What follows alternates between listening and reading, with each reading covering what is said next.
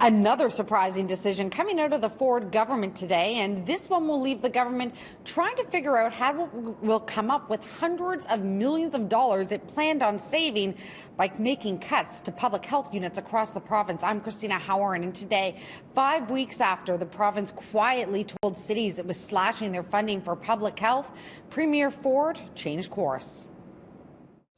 We've come up with a conclusion that we're going to work together.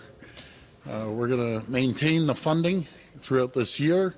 Every mayor I talked to said they can find savings, so that's good news.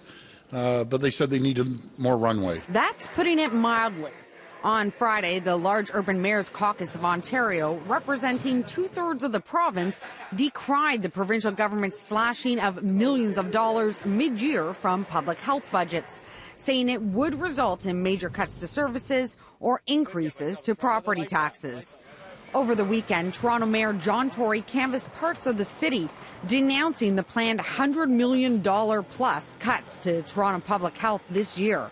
Cuts that would potentially impact programs such as student nutrition, immunization, and vaccine surveillance, amongst others.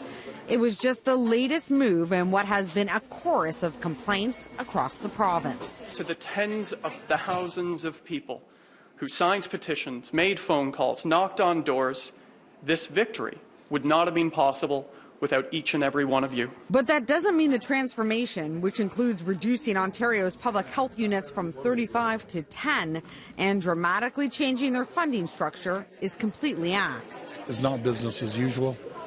We have to pay down the deficit, and we're doing that in a responsible and reasonable manner. But planned cuts to public health, municipal childcare, and land ambulance this year aren't happening this year. For the most part, those three program areas represented about a cent or less in terms of a municipal operating budget. In saying that, that doesn't change the fiscal health that the province is in. We still need to maintain our resolve to get ourselves in a better fiscal situation, and we're committed to doing that as a government.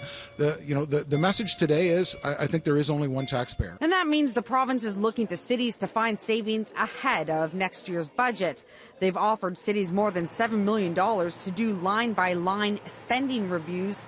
Still, Cressy says the province's pre-planned cuts are now off the table. In a phone call from the Premier this morning to our Mayor directly, and in follow-up conversations between the Premier's office and our city, we have been told that the future cuts to public health, where they were reducing the cost share to 50-50 for the city and to 60-40 or 70-30 for others, is now not on the table, but rather they're going to engage in a real consultation with cities and public health units to see what the best way forward is.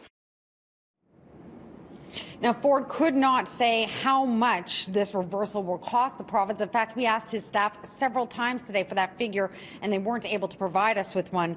But last week, the Financial Accountability Officer said if this government is to reach its goal of a balanced budget over the next 5 years, well, they're going to have to find another $6 billion worth of cuts.